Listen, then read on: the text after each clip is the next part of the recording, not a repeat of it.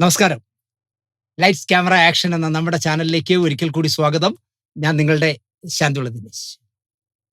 നമ്മളൊരു 2-3 എപ്പിസോഡിന് മുമ്പ് കോവളത്തേക്ക് പോകുന്ന പനത്തുറ എന്ന് പറഞ്ഞ സ്ഥലത്തുള്ള ജന്മനാ 2 കൈയും 2 കാലും ഇല്ലാത്ത സന്ധ്യ എന്ന് പറഞ്ഞ പെൺകുട്ടിയെക്കുറിച്ച് ഒരു എപ്പിസോഡ് ചെയ്തിരുന്നു. അതില് ഞാൻ സന്ധ്യയുടെ ഫോൺ നമ്പർ കൊടുത്തു. സന്ധ്യ എന്നെ വിളിച്ച് പറഞ്ഞത്, "ദിനേശ് സാറേ, ഒരുപാട് പേർ വിളിച്ചു സാറേ, ലോകത്തിന്റെ വിവിധ കോണുകളിൽ. അതിൽ ചിലരെന്നോട് നിനക്ക് എന്തെങ്കിലും സാമ്പത്തിക സഹായം വേണമെങ്കിൽ ചെയ്യാം. നീ എന്താ ആ ബാങ്ക് അക്കൗണ്ട് നമ്പർ കൊടുക്കാത്തത് എന്ന് ചോദിച്ചു." ഞാൻ പറഞ്ഞു, ഇനിയും താമസിച്ചിട്ടില്ല. സന്ധ്യ ഒരു കാര്യം ചെയ്യ്. നല്ല ഉടുപ്പൊക്കെ ഇട്ട് ഒരു എൻ്റെ ഇപ്പോഴത്തെ അവസ്ഥ ഇതാണെന്ന് പറഞ്ഞ് നിനക്ക് പറയാനുള്ള കാര്യങ്ങൾ പറ. അപ്പോ സന്ധ്യയുടെ അമ്മയുടെ ഒരു കൊച്ചു വീട്ടിലാണ് ഇവർ താമസിക്കുന്നത്. അപ്പൊ സന്ധ്യയുടെ അമ്മുമ്മ മുത്തശ്ശി പറഞ്ഞു, ഈ വീട് സന്ധ്യയുടെ അമ്മയ്ക്ക് എഴുതിത്തരാം. പകരം ഒരു 4 പെണ്ണുങ്ങളോ അങ്ങനെ എന്തോ ആണ്.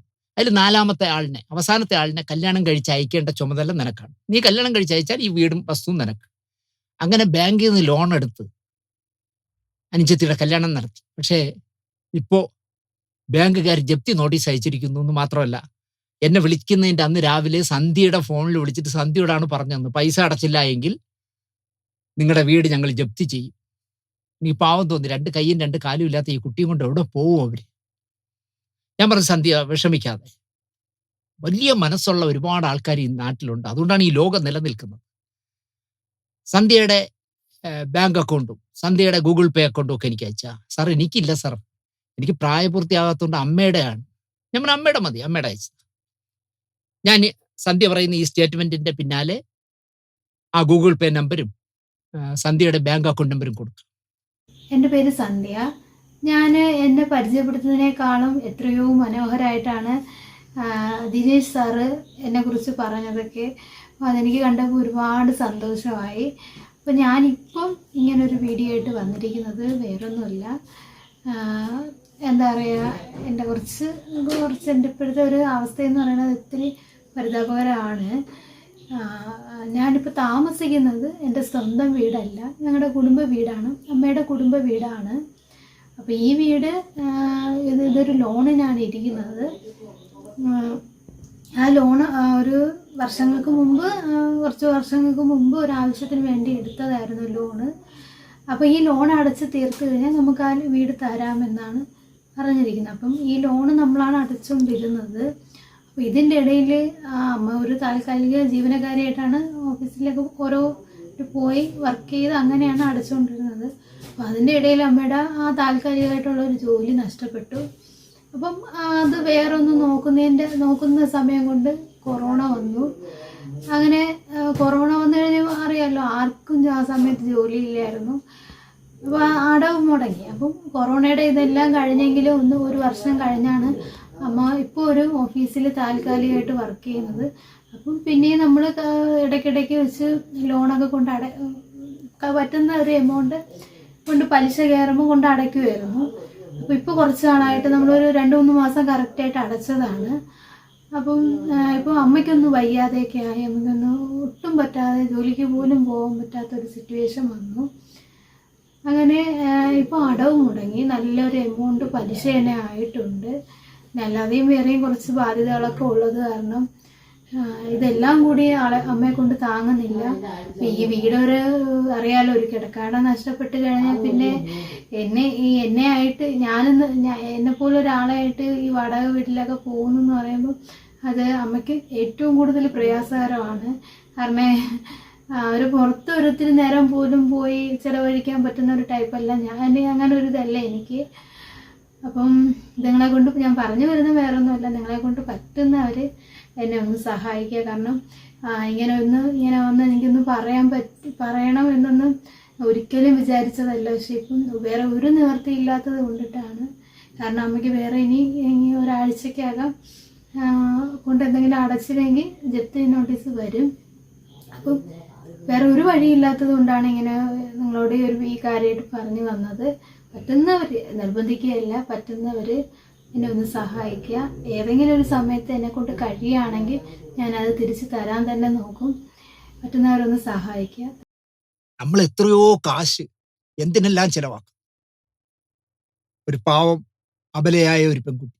ദൈവം ഇങ്ങനെ ക്രൂരത കാണിക്കാൻ പാടില്ല. എന്നിട്ടും അവളുടെ ആത്മവിശ്വാസം കാണണം.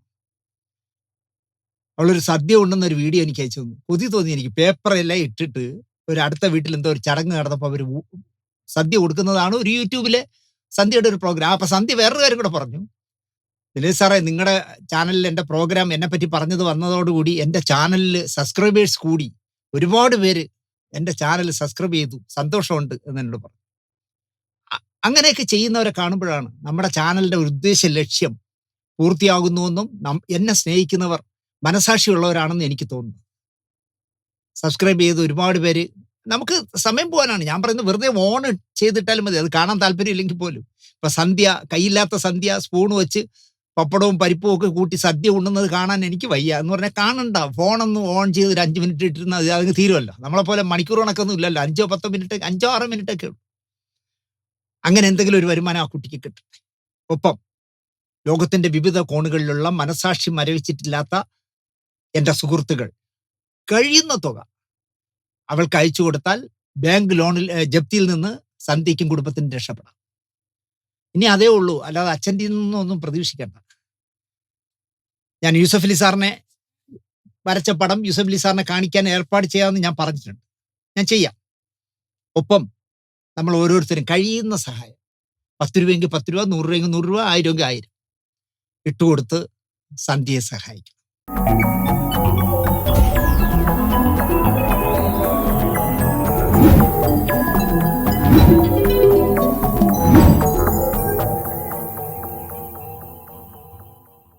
നമസ്കാരം. ഇപ്പോ കഴിഞ്ഞ ഒരു 6-7 വർഷമായിട്ട് നമ്മൾ നടിയെ ആക്രമിച്ച കേസ് മറക്കാതെ ചർച്ച ചെയ്തുകൊണ്ടിരിക്കുകയാണ്. നികേഷ് കുമാർ റിപ്പോർട്ടർ ചാനൽ നടത്തിയിരുന്ന കാലത്താണെങ്കിൽ ആ ചാനൽ നിലനിന്നത് തന്നെ ഈ ദിലീപ് ഉണ്ടായതുകൊണ്ട് മാത്രമാണ്. കാരണം ദിലീപിനെ തെറിവിളിച്ച് എല്ലാ രാത്രികളിലും നികേഷ് കുമാർ ഒരു പകരം വീട്ടും പോലെ ചെയ്തല്ല. ഇപ്പൊ വീണ്ടും വാർത്താ പ്രാധാന്യത്തിൽ വരികയാണ്. അതിജീവിത എന്ന് വിളിക്കണ്ട എന്ന് പരസ്യമായി പറയുന്നുവെങ്കിൽ പോലും നമ്മുടെ നിയമപരമായി അവർ അതിജീവിത എന്നേ വിളിക്കാൻ പറ്റും, അല്ലെങ്കിൽ നമ്മൾ അകത്താവും. ഇപ്പൊ ഏതൊരു ചാനലിൽ എനിക്ക് രാജൻ ജോസഫാണോ ആരോ പേര് പറഞ്ഞ് സംസാരിച്ചിരിക്കുന്നു. എൻ്റെ പേരിൽ കേസൊന്നും എടുക്കാക്കൂല, കാരണം അവര് തന്നെ പറയുന്നുണ്ട് പരസ്യമായിട്ട് എന്നെ ആർക്കും എൻ്റെ പേര് പറയാമെന്ന് എന്നൊക്കെ പറഞ്ഞു. ഞാൻ എന്തായാലും പറയുന്നില്ല. എനിക്ക് പറയാൻ സ്വാതന്ത്ര്യമുള്ള കുട്ടിയാണ്, എൻ്റെ നായികയല്ലേ. പക്ഷെ ഞാൻ പറയുന്നില്ല. ഇപ്പൊ ആ കുട്ടി രാഷ്ട്രപതിക്ക് പരാതി കൊടുത്തിരിക്കുന്നു. സുപ്രീം കോടതി പോലും ശരിയല്ല. ആലോചിച്ച് നോക്കിയേ. നമ്മുടെ നിയമ സംവിധാനത്തേക്ക് ഇങ്ങനെ കൊഞ്ഞനം കുത്തുക എന്ന് പറഞ്ഞാൽ, ഹണിയം വർഗീസ് കേസ് കേൾക്കുന്ന കോടതി ശരിയല്ല, ഹൈക്കോടതി ശരിയല്ല, സുപ്രീം കോടതി ശരിയല്ല, ഇനി രാഷ്ട്രപതി ഇടപെടണം എന്ന് പറഞ്ഞിരുന്നു. ഇനിയിപ്പോ അവർ ഇതിൽ ഇടപെട്ടില്ല എങ്കിൽ രാഷ്ട്രപതിയും ശരിയല്ല എന്ന്. അതുപോലെ തന്നെ അടച്ചിട്ട കോടതിയിൽ വാദം കേൾക്കണം, ഒരു വനിതാ ജഡ്ജ് വാദം കേൾക്കണം, ഒരു വനിതാ പോലീസ് ഓഫീസർ ഈ കേസ് അന്വേഷിക്കണം എന്നൊക്കെ പറഞ്ഞ അതിജീവിത കുട്ടി ഇപ്പൊ പറയുന്നത് തുറന്ന കോടതിയിൽ വാദം കേൾക്കൂ, അവിടെ എന്തൊക്കെ നടക്കുന്നെന്ന് ജനം അറിയട്ടെ. എന്തൊക്കെ പറയാനാണ് അറിയാം. അപ്പൊ ഇതിനെക്കുറിച്ച് ചർച്ച നടക്കുകയാണ്. അപ്പൊ ഹാഷ് വാല്യൂ മാറിയതിനെ കുറിച്ച്, എങ്ങനെ ഹാഷ് വാല്യൂ മാറി, കോടതിക്കകത്തുള്ള 3 ഉദ്യോഗസ്ഥർ, ഒരു മജിസ്ട്രേറ്റും ഒരു ജഡ്ജിയും 2 ഉദ്യോഗസ്ഥരും അതെന്തിനെ കണ്ടു എന്നുള്ളതിനെ പറ്റിയുള്ള ചർച്ചയും, ഓപ്പൺ കോടതിയിൽ വിചാരണ വേണമെന്നുള്ള നടിയുടെ പുതിയ ആവശ്യമൊക്കെ, അല്ലെങ്കിൽ രാഷ്ട്രപതിക്ക് ഒരു അതിജീവിത പരാതിപ്പെടേണ്ടി വന്ന അവസ്ഥ, ദിലീപ് കക്ഷിയല്ലാത്ത ഹാഷ് വാല്യൂ മാറിയ കേസിൽ ദിലീപ് എന്തിന് കോടതിയിൽ പോയി തുടങ്ങിയ വിഷയങ്ങളൊക്കെ ആണല്ലോ ഇപ്പൊ 2 ദിവസമായിട്ട് ചർച്ച. അപ്പോ ഇപ്പൊ അതുപോലെ രാഹുൽ ഈശ്വർ മാത്രമാണല്ലോ സംസാരിക്കാൻ പോണത്. ഞാൻ പോകില്ല. കാരണം ഈ കുറെ അലവലാദികളെ കൊണ്ടിരുത്തി നമ്മളെ തെറി വിളിക്കാൻ വേണ്ടി നമ്മളെ നിന്ന് ചെന്നിരുന്നു കൊടുക്കുന്നത്.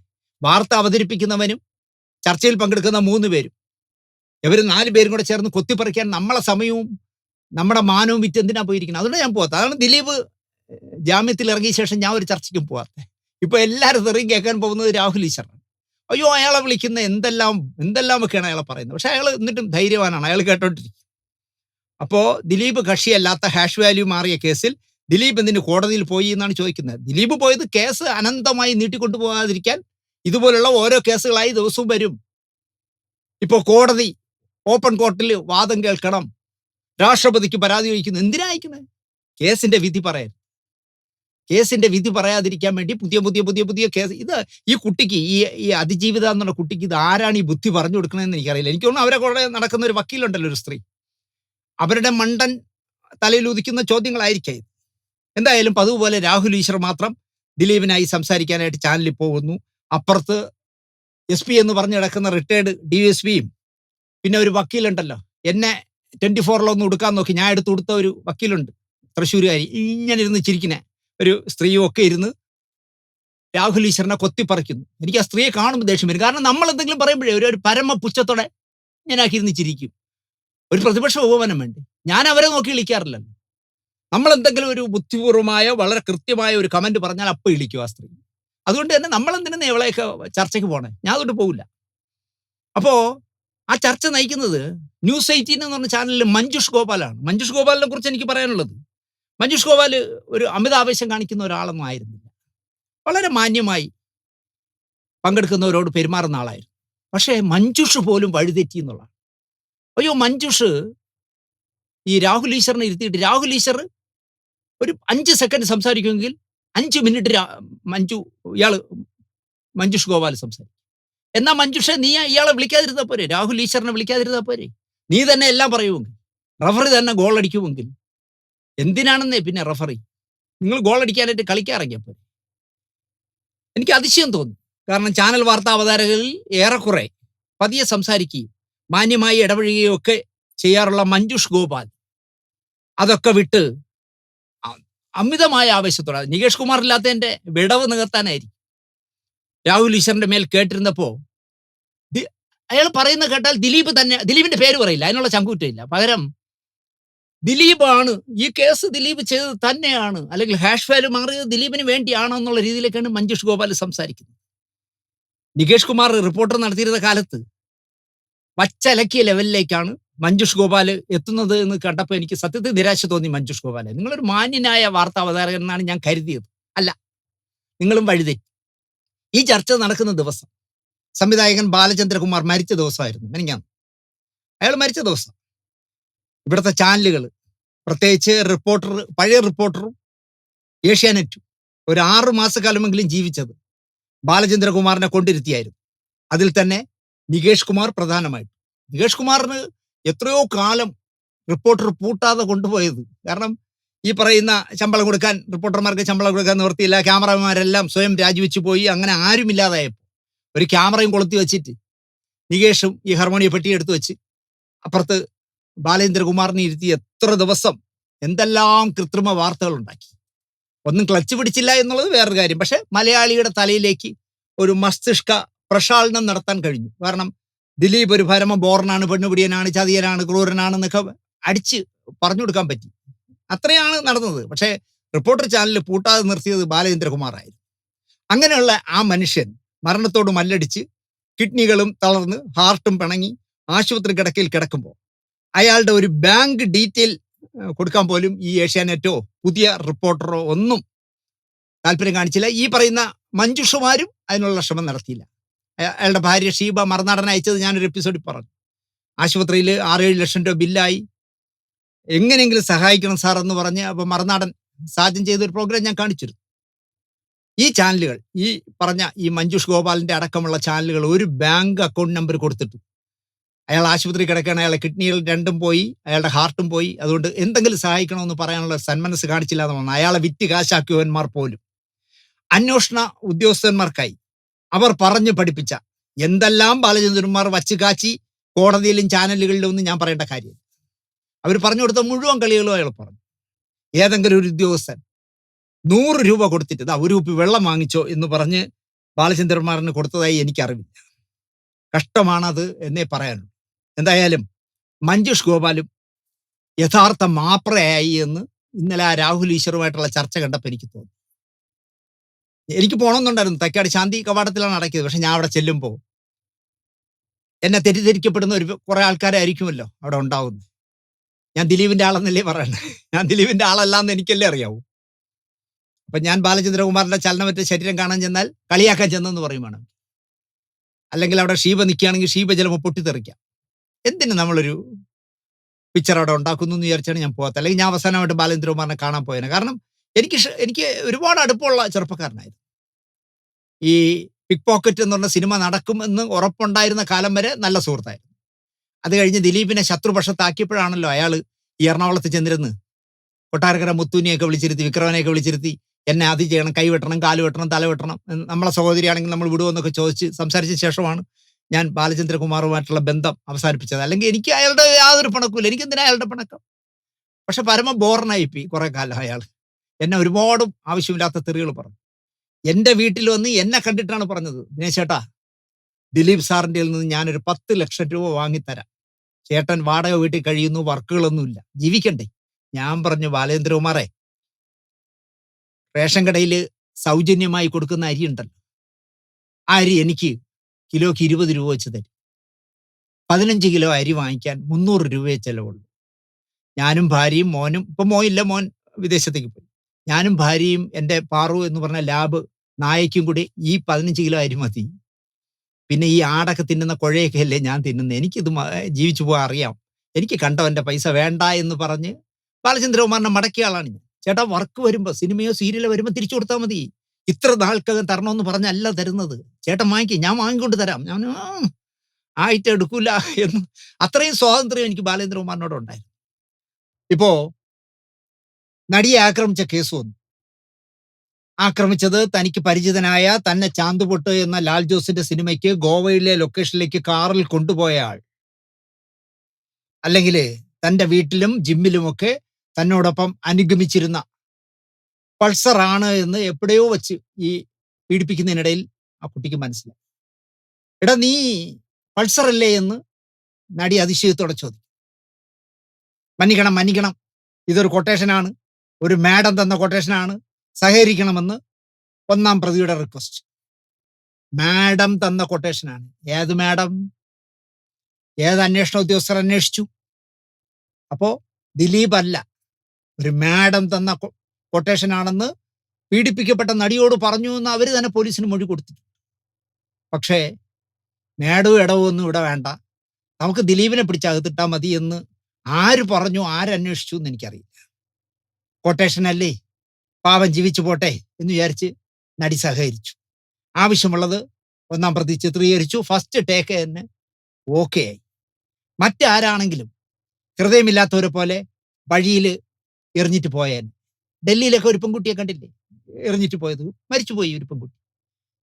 2-3 ദിവസം ആശുപത്രി കിടന്നിട്ട് ആ കുട്ടി മരിച്ചു. പക്ഷെ ഇവിടെ അങ്ങനെയൊന്നും, ഹൃദയമില്ലാത്തവനല്ല പൾസർ. അയാൾ ചോദിച്ചു, മനസാക്ഷിയുള്ളവനായതുകൊണ്ട് അയാൾ ചോദിച്ചു, സുരക്ഷിതമായി, നമ്മുടെ ഇതെല്ലാം കഴിഞ്ഞ പീഡനം എല്ലാം കഴിഞ്ഞതുകൊണ്ട് സുരക്ഷിതമായി എവിടെ കൊണ്ടാക്കണം ചേച്ചി എന്ന് അയാൾ തിരക്കുന്നു. കാക്കനാട്ടാണ് ഈ സംഭവം നടക്കുന്നത്, സീപോർട്ട് എയർപോർട്ട് റോഡിലായതുകൊണ്ട്. അതിനടുത്ത് ഉള്ള വാഴക്കാലയിൽ നമ്മുടെ ലാലിൻ്റെ വീട്ടിൽ, എൻ്റെ സിനിമയിലെ നായകനായിരുന്ന ലാലിൻ്റെ വീട്ടിൽ കൊണ്ടാക്കിയാൽ മതിയെന്ന് അതിജീവിതം പറയുന്നു. അപ്പോൾ അന്ന് WCC വന്നിട്ടില്ല എങ്കിൽ പോലും അതിൻ്റെ നേതാവായി പിന്നീട് വന്ന റീമ കല്ലിങ്കലും ആഷിഖ് അബു, മേക്കപ്പ് മാൻ പട്ടണം റഷീദും നടൻ സിദ്ദിഖും ഒക്കെ താമസിക്കുന്നത് വാഴക്കാലയിലാണ്. പക്ഷേ അവിടെ എങ്ങും പോണ്ട, എന്നെ കൊണ്ടുവന്ന് ലാലിൻ്റെ വീട്ടിൽ കൊണ്ടാക്കിയാൽ മതി എന്ന് പറയുന്നു. എല്ലാവരും കൂടി ചേർന്ന് സുരക്ഷിതമായി, ഒരു പോറൽ പോലും ഏൽക്കാതെ ലാലിൻ്റെ വീട്ടിൽ കൊണ്ടാക്കും. ലോക ക്രൈം ചരിത്രത്തിൽ ഒരുപക്ഷെ ആദ്യത്തെ സംഭവമായിരിക്കും. കാരണം ഒരു പെൺകുട്ടിയെ പീഡിപ്പിച്ചിട്ട്, അവർക്ക് വേണ്ടതെല്ലാം ചിത്രീകരിച്ചിട്ട്, സുരക്ഷിതമായി പീഡിപ്പിക്കപ്പെട്ട പെൺകുട്ടിയോട് എവിടെ കൊണ്ടാക്കണമെന്ന് പറഞ്ഞ് ആ സ്ഥലത്ത് കൊണ്ടാക്കുന്ന ഒരു കേസ് ചിലപ്പോൾ ലോക ചരിത്രത്തിൽ ആദ്യമായിരിക്കും. പീഡന വീരന്മാർ തന്നെ സുരക്ഷിത സ്ഥലത്ത് അതിജീവിതയെ എത്തിച്ച് മാതൃക കാട്ടി നമ്മൾ കേരളത്തിന്റെ അഭിമാനം സംരക്ഷിച്ചു എന്ന് വേണമെങ്കിൽ പറയാം. സുരക്ഷിതമായ സ്ഥാനത്ത് എത്തിച്ചിട്ടും അടുത്ത് പോലീസ് സ്റ്റേഷനിലേക്ക് പോകണമെന്നോ നമുക്ക് നിയമപരമായ നടപടികൾ സ്വീകരിക്കണമെന്നോ ഒന്നും ആരും പറയുന്നില്ല. അതിജീവിതയും പറയുന്നില്ല, കൊണ്ടാക്കിയെടുത്ത് നമ്മുടെ പ്രിയപ്പെട്ട ലാലും പറയുന്നില്ല, ഈ കൊണ്ടാക്കിയവന്മാരും പറയുന്നില്ല. എന്ത് ചെയ്യാമെന്ന് ആലോചിച്ചിട്ട് ആദ്യം ചെയ്തത് ആൻഡോ ജോസഫിനെ വിളിച്ചു. നമ്മുടെ പ്രൊഡക്ഷൻ എക്സിക്യൂട്ടീവ് എൻ്റെ സുഹൃത്തായ ആൻഡോ ജോസഫിനെ വിളിക്കുന്നു. എനിക്കപ്പോഴും സംശയം തോന്നിയത്, പിണറായി വിജയൻ എന്ന് പറഞ്ഞ കമ്മ്യൂണിസ്റ്റുകാരൻ ഭരിക്കുന്ന കാലത്ത് കോൺഗ്രസ്സുകാരനായ ആൻഡോ ജോസഫിന് എന്ത് കാര്യമെന്ന് എനിക്കറിയില്ല. ആരും അത് ചോദിച്ചില്ല, ഒരു അന്വേഷണ ഉദ്യോഗസ്ഥരും ചോദിച്ചില്ല. നിങ്ങളെങ്ങനെ കോൺഗ്രസ്സുകാരനായ ആൻഡ്രു ജോസഫിനെ വിളിച്ചാൽ മതി എന്ന് പറഞ്ഞത് എന്ന് ആരും ചോദിച്ചില്ല.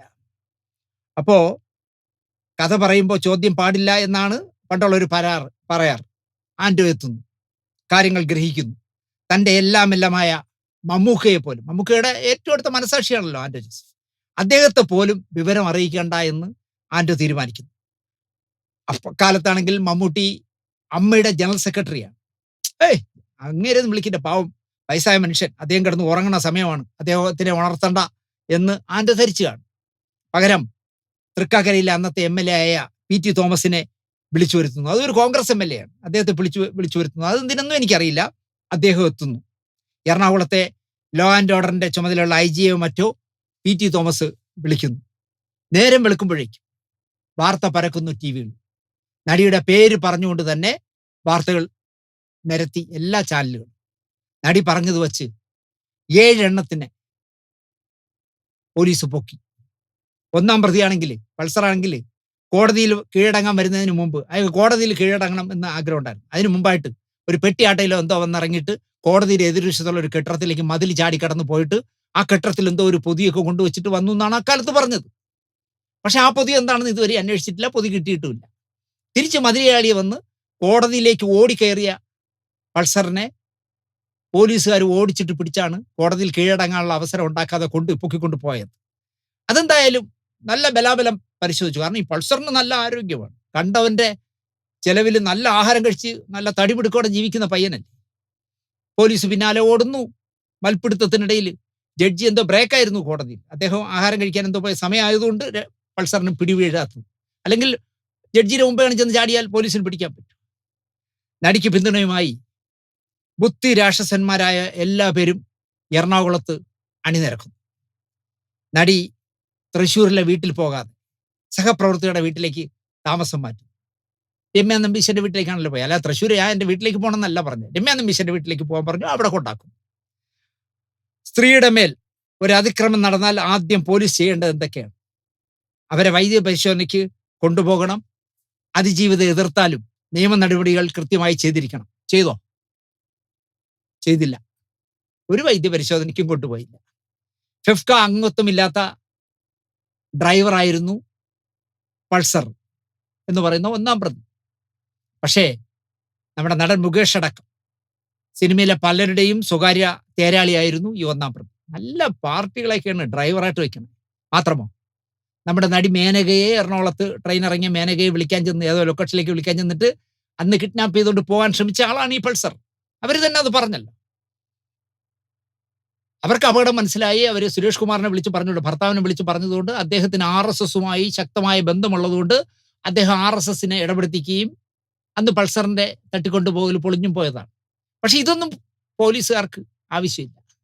ഇതൊന്നും ഈ പൾസറിന്റെ ഫ്ലാഷ് ബാക്ക് ഒന്നും ഞങ്ങൾക്ക് വേണ്ട. ഞങ്ങൾക്ക് ദിലീപിനെ കുരുക്കാൻ പൾസറുമായിട്ട് കണക്ട് ചെയ്യാൻ പറ്റി എന്തൊക്കെ ഉണ്ടെന്ന് മാത്രമല്ല ഈ കഴിഞ്ഞ 6 വർഷമായിട്ട് അന്വേഷിച്ചിട്ടുണ്ട്. ഞാനിത് ആരെയും പരാതിയായിട്ട് പറയുകയല്ല. അങ്ങനെ മേനകയെ അടക്കം തട്ടിക്കൊണ്ടു പോകാൻ ശ്രമിച്ച ഇവന്റെ ജീവിതത്തിൽ തന്നെ ഒരു ബോൺ ക്രിമിനലായ ചെറുപ്പക്കാരനാണ് ഈ പൾസർ. ഇപ്പൊ പറഞ്ഞ കേട്ടു ഫോർച്യൂണോ ഏതൊക്കെ കാറുകളിൽ ജയിലിൽ നിന്ന് ഇറങ്ങിയിട്ട് വിലസി നടക്കുന്നു. എടാ, നീ ഈ വില കൂടിയ കാറിൽ എങ്ങനെ യാത്ര ചെയ്യുന്നു എന്ന് മാത്രം കേരളത്തിലെ കൃത്യതയോടെ അന്വേഷിക്കുന്ന പോലീസ് ഉദ്യോഗസ്ഥർ അന്വേഷിച്ചാൽ തന്നെ ഈ കേസ് തെളിയും. നിനക്ക് കേസിൽ നിന്ന് സുപ്രീം കോടതി വരെ പോകാനുള്ള ചെലവ് ഇതിനിടയ്ക്ക് നടത്തിയത് ആര്? നീ കേസിൽ ഇപ്പോൾ ജാമ്യം കിട്ടി പുറത്തിറങ്ങിയപ്പോൾ നിനക്ക് വില കൂടിയ കാറിൽ യാത്ര ചെയ്യാനുള്ള കാറ് സംഭാവന ചെയ്തത് ആര്? അല്ലെങ്കിൽ കാറിന്റെ വാടക കൊടുക്കുന്ന ആരെന്ന് അന്വേഷിച്ചാൽ ഈ കേസ് തെളിയും. പക്ഷെ അന്വേഷിക്കില്ല. അതൊന്നും ഈ കേസിൽ പെട്ടതല്ലല്ലോ. നമുക്ക് ദിലീപിനെ അല്ലേ വേണ്ടി എന്ന് വേണമെങ്കിൽ പറയുമായിരിക്കും. നടിക്ക് പിന്തുണയുമായി സിനിമാ ലോകം കൊച്ചിയിൽ ഒന്നിച്ചു കൂടുന്നു. കരഞ്ഞും മൂക്ക് ചീറ്റിയും പിന്തുണ പ്രഖ്യാപിച്ചും സിനിമാക്കാർ അതിജീവിതയ്ക്ക് എല്ലാ സപ്പോർട്ടും പ്രഖ്യാപിക്കുന്നു. അതാ വരുന്നു ഒരു ഇടിവെട്ട് ഡയലോഗ്. ഈ ആക്രമണത്തിന് പിന്നിൽ ഒരു ഗൂഢാലോചനയുണ്ട്. കൊട്ടേഷൻ കൊടുത്തതാണ് ഒരാൾ, അത് അന്വേഷിക്കണം എന്ന് ഈ നടിക്ക് പിന്തുണ പ്രഖ്യാപിക്കുന്ന യോഗത്തിൽ ഒരാൾ പ്രസംഗിച്ചു. ആരാണ് പ്രസംഗിച്ചതെന്ന് ഞാൻ പറയണ്ടല്ലോ. മഞ്ജു വാര്യരാണ് പ്രസംഗിച്ചത്. കേസ് വഴിതിരിയുന്നത് അവിടെയാണല്ലോ.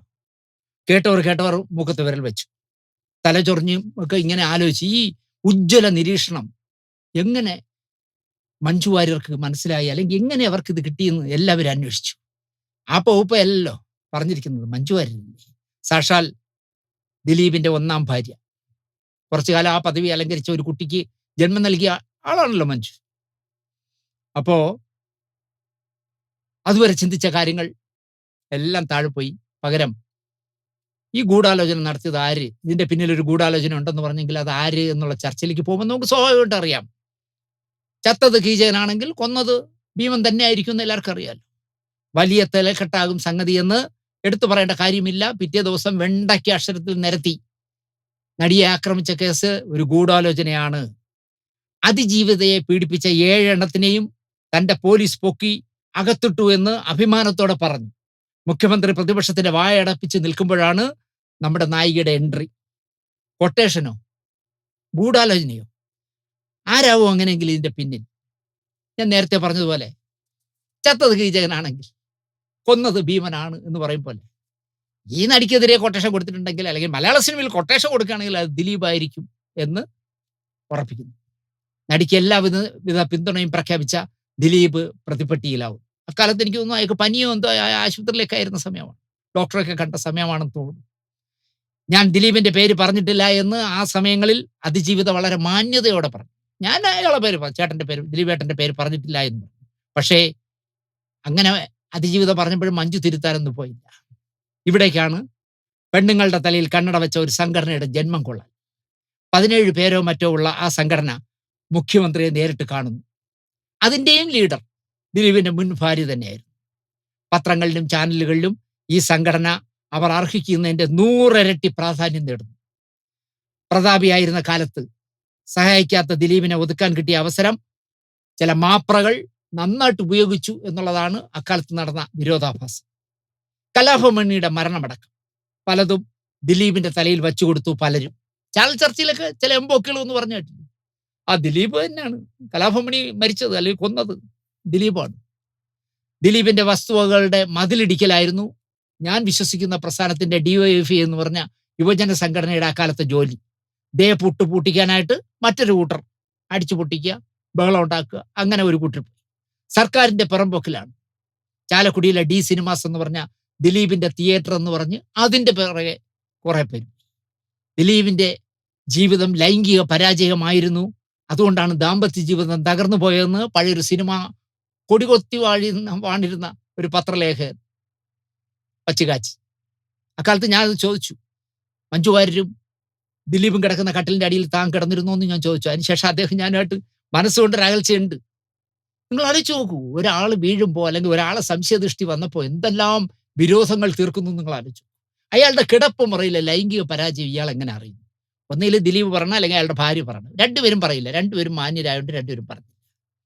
ഇതിനിടയിൽ അതിജീവിച്ചവൾ പറഞ്ഞു ഈ കേസ് ഒരു പെൺ ഓഫീസർ അന്വേഷിക്കണം. മുഖ്യമന്ത്രി അവിടെ സമ്മതിച്ചു. പിന്നെന്ത്, അതിജീവിത എന്ത് പറഞ്ഞാലും ഞാൻ കേൾക്കും, പെൺ ഓഫീസർ അന്വേഷിക്കട്ടെ എന്ന് തീരുമാനിച്ചു. ഒരു പഷ്ട് കക്ഷിയെ അന്വേഷിക്കാൻ വെച്ചു കൊടുത്തു. തലയിൽ കണ്ണട വെച്ചവർക്കും സന്തോഷം. എന്ത് വഴിവിട്ട നടപടിയെടുക്കുന്ന ഒരു മഹതിയെ തന്നെ മുഖ്യമന്ത്രി തന്നല്ലോ, നമുക്ക് അന്വേഷിക്കാം. സർവീസിലിരുന്ന കാലത്തെ ഒരുപാട് കഥകളുണ്ടല്ലോ, അന്വേഷിക്കും. മുഖ്യമന്ത്രി EK നയനാർ വരെ നല്ല ഗുഡ് സർട്ടിഫിക്കറ്റ് കൊടുത്ത പാർട്ടിയാണ് കേസ് അന്വേഷിക്കാൻ ഏൽപ്പിച്ചത്. അതിന്റെ ഫലം ഉടനെ കാണാനായി. ദിലീപ് കൊടുത്ത പരാതിയിൽ ചില സംശയങ്ങൾ ദൂരീകരിക്കാനുണ്ട്. ഒന്ന് വരാമോ എന്ന് തിരക്കി വിളിച്ചു വരുത്തി പിടിച്ച് അകത്തിട്ടു മാഡം. കുറ്റവാളികളെ മുഴുവൻ പൊക്കി ഇനി ഒരാളുമില്ല എന്ന് പത്രക്കാരോട് പറഞ്ഞ മുഖ്യൻ തന്നെ പിന്നെ പറഞ്ഞത്, ഒരു പ്രമുഖ നടനെ പൊക്കി അകത്തിടാനായ ഞാനാ ഇവിടെ ഭരിക്കുന്നത്. ഭയങ്കരം തന്നെ, അപാരമായ ഇരട്ടച്ചങ്കെന്ന് നമ്മളെല്ലാം കൈയടിച്ചു കൊടുത്തു. ഈ കേസുമായി ബന്ധപ്പെട്ട് 7 എണ്ണത്തിനും പിടിച്ചകത്തിട്ടിട്ടുണ്ട്. ഇനി ഒരാളും ഈ കേസുമായി ബന്ധപ്പെട്ടില്ല എന്ന് പറഞ്ഞ അതേ മുഖ്യമന്ത്രി അതേ വാഗോണ്ട് പത്രസമ്മേളനത്തിൽ പറഞ്ഞു, ഒരു വലിയ നടനെയൊക്കെ പിടിച്ചകത്തിടാൻ ഞാൻ വിചാരിച്ചാൽ നടക്കും, കാരണം എനിക്ക് ഇരട്ടച്ചങ്കുള്ളതുകൊണ്ട് ആ ചങ്കൂറ്റത്തിൽ ഞാൻ പിടിച്ചകത്തിട്ടു എന്ന് പറഞ്ഞു. ദിലീപിനെ പിടിച്ച് 85 ദിവസത്തോളം അകത്തിട്ടപ്പോൾ ദിലീപിന് സ്വാഭാവികമായും ജാമ്യം കിട്ടി. കേസ് കോടതിയിലെത്തിയപ്പോൾ പറയുന്നു, ഒരു പെൺ ജഡ്ജി ആയാൽ നന്നായിരുന്നു, എനിക്ക് പലതും തുറന്നു പറയാമല്ലോ. അതിജീവിത അങ്ങനെ പറഞ്ഞപ്പോൾ അതും മുഖ്യമന്ത്രി സമ്മതിച്ചു. അപ്പോഴും അതിജീവിത പറയുന്നത്, ഞാൻ ദിലീപേട്ടന്റെ പേര് പറഞ്ഞിട്ടില്ല എന്നാണ്. എന്നെ നശിപ്പിക്കാൻ ആരൊക്കെ ഒന്നിച്ചു നിന്നോ അവർ ശിക്ഷിക്കപ്പെടണം എന്ന് മാത്രമേ അക്കാലത്തും അതിജീവിത പറഞ്ഞുള്ളൂ. അങ്ങനെ സർക്കാർ പെൺ ന്യായാധിപയെ വച്ചുകൊടുത്തു, ഹണി M വർഗീസ്. എനിക്ക് വലിയ ബഹുമാനമാണ് ആ സ്ത്രീയോട്. സ്വാഭാവികമായും അടച്ചിട്ട കോടതിയിൽ വാദം കേൾക്കണം എന്നായി അതും സമ്മതിച്ചു. അടച്ചിട്ട കോടതിയിൽ തന്നെ. പല പല വീഡിയോകളും കാണാനൊക്കെ ഉള്ളതല്ലേ. പലതും തുറന്ന് സംസാരിക്കാനുള്ളതല്ലേ. അടച്ചിട്ട കോടതി. വാദിയുടെയും പ്രതിയുടെയും വക്കീലന്മാരും ജഡ്ജിയും മാത്രമേ ഉള്ളൂ. ഇവിടെ ദിലീപിനായി കേസിൽ ആദ്യം തുടക്കത്തിൽ വന്നത് രാംകുമാർ സാറായിരുന്നു. അദ്ദേഹം നിമിത്തം ഇദ്ദേഹത്തിന്റെ ജാമ്യം ഒന്നും കിട്ടാതെ പോയപ്പോഴാണ് ആരോ നല്ല സമയത്ത് പറഞ്ഞു കൊടുത്തു, ഈ കേസ് വന്ധ്യവയോധികനായ രാംകുമാർ സാറല്ല വാദിക്കേണ്ടത്, നിങ്ങളിത് രാമൻ പിള്ളയെ ഏൽപ്പിക്കുന്ന ആര് പറഞ്ഞു കൊടുത്താലും ശരി. കൃത്യതയോടെ ദിലീപ് അത് കേട്ടു. സാക്ഷാൽ രാമൻപിള്ള വക്കീൽ കോടതിയിലെത്തുന്നു. കഥ മാറും എന്ന് തോന്നിയപ്പോൾ സർക്കാരിന്റെ പ്രോസിക്യൂട്ടർ മാത്രം പോരാ, എനിക്ക് സ്വന്തമായൊരു അഭിഭാഷകയെ വയ്ക്കണം എന്നായി അതിജീവിത. അതിനെന്താ വച്ചോ, ടാക്സ് കൊടുത്തും കൊടുക്കാത്തതുമായ നല്ല ബാങ്ക് ബാലൻസ് ഉള്ള ആളല്ലേ, കുറച്ച് ചോരട്ടെ എന്ന് സർക്കാരും കരുതി കാണും. ശരി, നിങ്ങളും സ്വകാര്യമായി ഒരു വക്കീലിനെ വച്ചോളാൻ പറയും. മൊഴി കൊടുക്കാൻ വന്ന ദിലീപിന്റെ മുൻ ഭാര്യ വീട്ടുകാര്യങ്ങൾ പറയാൻ തുടങ്ങിയപ്പോൾ അതൊക്കെ വീട്ടിൽ ചെന്ന് പറഞ്ഞാൽ മതി, ഇവിടെ അതൊന്നും കുറുക്കില്ല എന്ന് ന്യായാധിപ ഹണിയം വർഗീസ് പറഞ്ഞതോടെ ചക്കിന് വച്ചത് കൊക്കിന് കൊള്ളുന്ന ഒരാളാണ് കേസ് കേൾക്കുന്നതെന്ന് നിയമപാലകർക്കും പരാതിക്കാരിക്കും ബോധ്യമായി. ഇവിടെ വീട്ടുകാരൊന്നും പറയണ്ട, അതൊക്കെ ഇവിടെ കുറിക്കില്ല, കോടതി കുറിക്കില്ല, അതൊക്കെ നിങ്ങൾ വീട്ടിൽ തീർത്താൽ മതി എന്ന് ഒരു അർത്ഥശങ്കയ്ക്കിടയും ഇല്ലാതെ ഹണിയം വർഗീസ് പറഞ്ഞു. കമ്മ്യൂണിസ്റ്റ് നേതാവിന്റെ മകളാണെങ്കിലും തന്റെ വിധി പ്രസ്താവത്തിൽ ഒട്ടും തന്നെ പക്ഷപാതം കാണിക്കാത്ത കർക്കശക്കാരിയാണ് ന്യായാധിപയെന്ന് ആരെയും നല്ലത് പറയാത്ത സാക്ഷാൽ കമാൽ പാഷയെ പോലെ ഹൈക്കോടതി ജഡ്ജായിരുന്ന കമാൽ പാഷ പോലും സർട്ടിഫൈ ചെയ്തു. കാരണം അവരൊരു ഇതിലും അഭിഹിതമായി ഒരു കേസിലും നിയമത്തിന്റെ നൂലാമാലകൾ പിടിച്ചല്ലാതെ അവരൊരു കാര്യത്തിലും വിട്ടുവീഴ്ച ചെയ്യില്ല. പുലുവാലി പിടിച്ച അവസ്ഥയിലായി എന്താ പറയാ കമാൽ പാഷയുടെ സർട്ടിഫിക്കറ്റ്. അന്വേഷണം സിംഹങ്ങളും പരാതി സംഘങ്ങളും ആകെ പ്രശ്നമായി. നടിക്കാകെ ബുദ്ധിമുട്ടാവുമല്ലോ. കാരണം ഇവിടെ കേസിന്റെ കാര്യമല്ലാതെ വേറെ ഒന്നും നടക്കില്ല, നിങ്ങൾക്ക് തോന്നും പോലെ ഒന്നും ഞാൻ ഒന്നും എഴുതി വെക്കില്ല എന്നവർ പറയുമ്പം അപ്പോൾ സിംഹങ്ങൾക്ക് ചൊറിച്ചിലിന്റെ അസുഖം വരുമല്ലോ. എന്നാൽ ഇവരെ ഈ കേസിൽ നിന്ന് മാറ്റണമെന്നായി ഹൈക്കോടതിയിലും സുപ്രീം കോടതിയിലും പരാതി കൊണ്ടു ചെന്നു. ഹണിയം വർഗീസിനെ മാറ്റണം. പെൺ ന്യായാധിപ തന്നെ കേസ് കേൾക്കണമെന്നില്ല, ആണായാലും കുഴപ്പമില്ല, പക്ഷെ ഇവരെ മാറ്റണം. ഹൈക്കോടതി ചെന്നു തള്ളി, സുപ്രീം കോടതി ചെന്നു തള്ളി. അവർ എടുത്ത് ചവച്ചു കുട്ടയിലിട്ടു. കാരണം ന്യായമല്ല പറയുന്നത്. ഒരു വാദിയോ പ്രതിയോ പറയുന്ന രീതിയിൽ ഓരോ ജഡ്ജിമാരെ മാറ്റിക്കൊണ്ടിരുന്നാൽ ഇന്ത്യൻ ജുഡീഷ്യറി എവിടെ പോയി നിൽക്കും നിങ്ങൾ ആലോചിച്ചു. കാരണം നിയമം വിട്ട് ഈ ന്യായാധിപ അനുവിട മാറില്ല. ഞങ്ങൾ വഴിവിട്ട് കാട് കയറി സിനിമാ ഗോസിപ്പുകൾ പറയും, അതൊക്കെ ദിലീപിനെതിരായി എഴുതണമെന്ന ഒരു വാക്കും ന്യായാധിപ എഴുതാതായപ്പോൾ സർക്കാർ നിയമിച്ച പബ്ലിക് പ്രോസിക്യൂട്ടർമാർ സ്വയം രാജിവെച്ച് പിരിഞ്ഞ് വാർത്തയിൽ ഇടം നേടി. പബ്ലിക് പ്രോസിക്യൂട്ടർ എന്ന് പറഞ്ഞാൽ വാദിയുടെ മാത്രമല്ല പ്രതിയുടെയും മാത്രമല്ല, ഇതിൻ്റെ ഇടയിൽ നിൽക്കേണ്ട ഒരാളല്ലേ. ഇപ്പൊ വാദി പറയുന്ന ഒരു കാര്യത്തിൽ എന്തെങ്കിലും മാറ്റി പറഞ്ഞാൽ കോടതിയോട് പറയണം, ഇങ്ങനെയല്ല ഇതാ ഇങ്ങനെയാണ് എന്ന് പറഞ്ഞുകൊണ്ട് തിരുത്തേണ്ട ആളാണ്. പക്ഷെ അവരും പക്ഷം പിടിച്ചു. അപ്പൊ അവർ പറയുന്ന മംഗത്തരങ്ങളൊന്നും ജഡ്ജ് എഴുതുന്നില്ല എന്ന് കണ്ടപ്പോൾ ഞങ്ങൾ രാജിവെക്കണം. രാജിവെച്ച് സമ്മർദ്ദത്തിലാക്കിയാൽ കുലുങ്ങുന്ന ആളല്ല ഹണിയം വർഗീസ് എന്ന് ഈ രാജിവെച്ചവന്മാർക്ക് തോന്നിയില്ല. പക്ഷേ ന്യായാധിപ പാറയ്ക്ക് കാറ്റുപിടിച്ച മട്ടിലിരുന്നു. നിയമത്തിന്റെ വഴിക്ക്. വനിതാ ന്യായാധിപയെ ഇനി വേണ്ട, പുരുഷ ന്യായാധിപൻ മതിയെന്നായി അതിജീവിതയുടെ സംഘത്തിന്. പക്ഷേ ഒരു ചുക്ക് സംഭവിച്ചില്ല. ന്യായാധിപയെ, അവരുടെ അച്ഛനായ കമ്മ്യൂണിസ്റ്റ് നേതാവിനെ, ഭർത്താവിനെ ഒക്കെ പൊതുജന മധ്യത്തിൽ അധിക്ഷേപിക്കുക എന്ന മിനിമം പരിപാടിക്ക് അതോടെ തുടക്കമുണ്ട്. ഈ ചാനലിൽ വന്നിരിക്കുന്ന കുറെ എംബോക്കികളുണ്ടല്ലോ, ആണും പെണ്ണും കെട്ടെ രണ്ടുമുണ്ട്, വന്നിരുന്നിട്ട് ന്യായാധിപയുടെ ഭർത്താവിനെ, ന്യായാധിപയുടെ അച്ഛനെ അവസാനം സഹി കിട്ടപ്പോൾ ന്യായാധിപ തന്നെ പറയേണ്ടി വന്നു, എൻ്റെ 12 വയസ്സുള്ള കുഞ്ഞിനെ മാത്രം തെറി പറഞ്ഞില്ലല്ലോ എന്ന്. അവർക്ക് അത്രയും ഒരു ആശ്വാസമായി. ആ കുട്ടിയെ പറഞ്ഞില്ല. നിങ്ങൾക്ക് ഹൈക്കോടതിയിലേക്ക് പ്രൊമോഷൻ കിട്ടുന്നത് വാങ്ങാതെ നിങ്ങൾ എന്തിനാ ഈ കേസിൽ പിടിച്ചു തൂങ്ങുന്നത് എന്നായി അടുത്ത ഉപദേശം.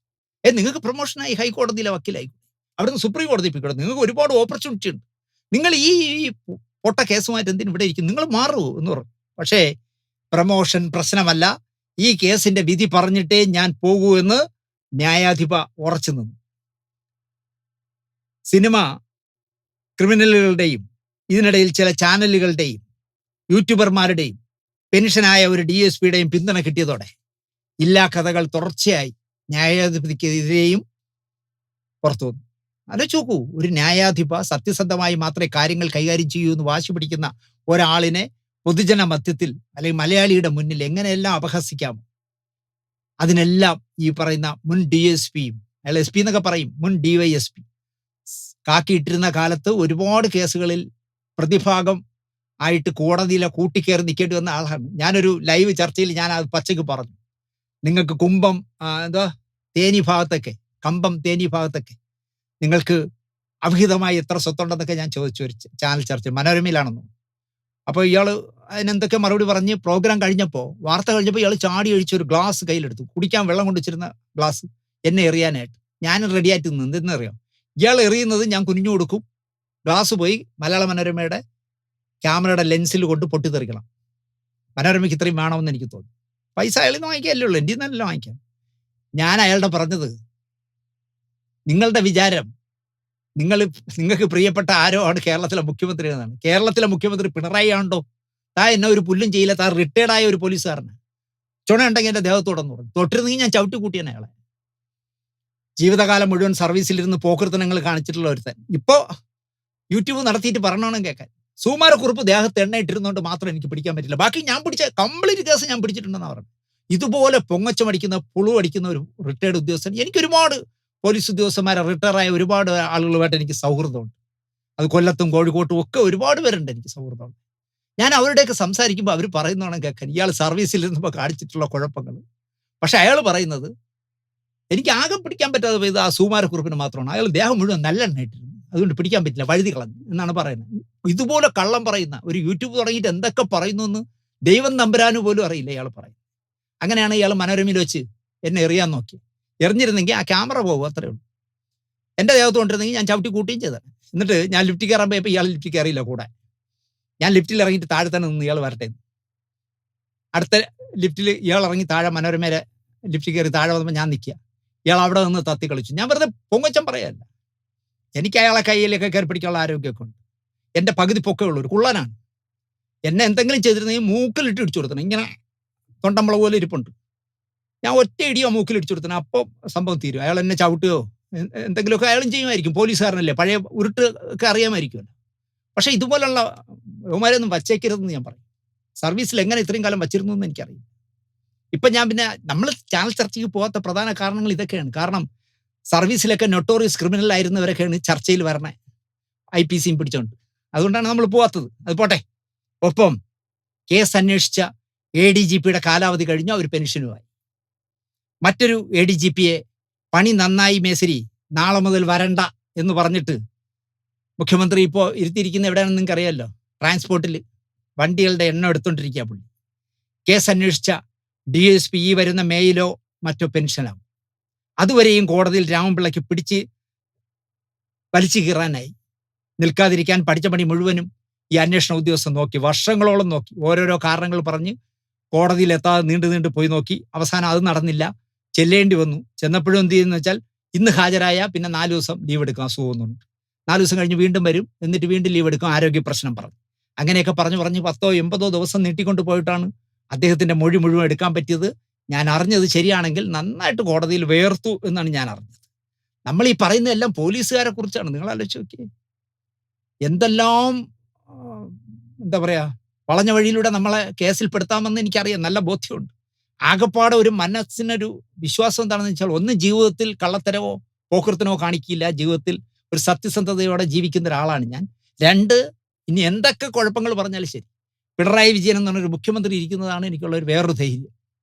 ഇല്ല എങ്കിൽ ഇതിനിടയ്ക്ക് എന്തെങ്കിലുമൊക്കെ കേസിൽപ്പെടുത്തി നമ്മൾ അകത്താക്കി കളഞ്ഞു.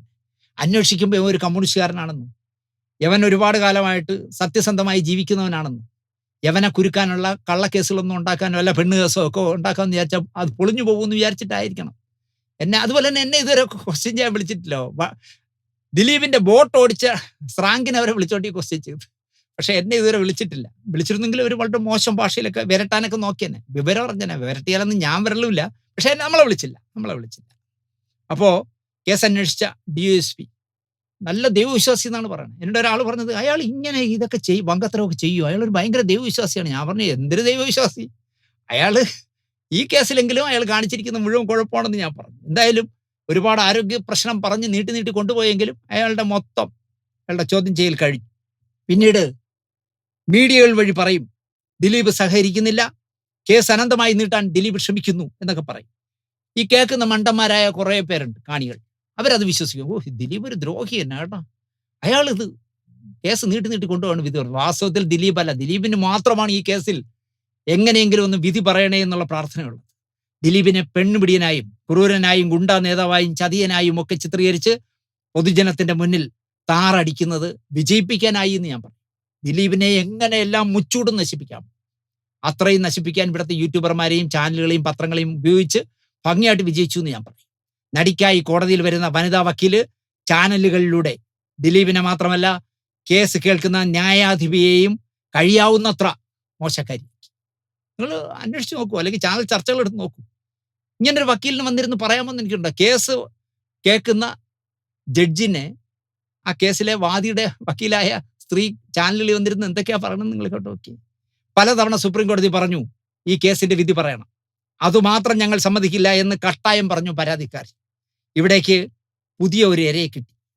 ദിലീപിനൊപ്പം വർഷങ്ങൾ നടന്നു, ദിലീപിന്റെ ചെലവിൽ ജീവിച്ച്, എന്താ പറയാ, ദിലീപിനെ നായകനാക്കി സിനിമ എടുക്കാൻ നടന്ന ഈ 2 ദിവസം മുമ്പ് മരിച്ച ബാലചന്ദ്രകുമാർ എല്ലാ രേഖയും ഡിജിറ്റൽ തെളിവുകൾ അടക്കം തന്റെ കൈവശമുണ്ടെന്നും കുമാരസംഭവം സിനിമ കാണുന്നത് പോലെ നടിയെ പീഡിപ്പിച്ച ദൃശ്യങ്ങൾ ദിലീപും അനുജനും അളിയനും സഹോദരിയും അമ്മയും മോളും എല്ലാം കൂടി ഇരുന്ന്, ഞാനും കൂടി ഇരുന്ന് കണ്ടു എന്ന് വരെ ബാലചന്ദ്രകുമാർ കോടതിയിൽ മൊഴി കൊടുത്തു. വലിയ ടി വിയിൽ കണ്ടെന്ന അത് നടിയെ ബലാത്സംഗം ചെയ്യുന്ന സീന് അല്ലെങ്കിൽ പീഡിപ്പിക്കുന്ന സീന് ഏതെങ്കിലും ഒരു കോമൺ സെൻസ് ഉള്ള ഒരാൾ പറയൂ? ദിലീപ്, ദിലീപിന്റെ അളിയൻ, ദിലീപിന്റെ സഹോദരി, സഹോദരിയുടെ ഭർത്താവ്, അമ്മ, മോള് എല്ലാവരും കൂടെ വലിയ സ്ക്രീനിലിട്ട് കണ്ടെന്ന്, കൂടെ ഞാനും ഇരുന്നെന്നാണ് ബാലചന്ദ്രകുമാർ പറഞ്ഞത്. വർദ്ധിത വീര്യത്തോടെ കേസ് പിന്നെയും തുടരന്വേഷണം നടത്തി. കേസ് പിന്നെയും നീണ്ടു എന്ന് പറയേണ്ട കാര്യമില്ല എന്ന് ഞാൻ പറയും. കിഡ്നി തകരാറിലാകുന്നതുവരെയും ഹാർട്ട് വീക്കാവുന്നതുവരെയും മരണത്തോട് മല്ലടിക്കുന്നതുവരെയും ദിലീപിനെ കുഴിയിലാക്കാനായിട്ട് പഠിച്ച പണി 18 ബാലചന്ദ്രകുമാർ നോക്കി. പക്ഷേ വിധി വരുന്നതിന് മുമ്പ് പാവം ബാലചന്ദ്രകുമാർ പോയി.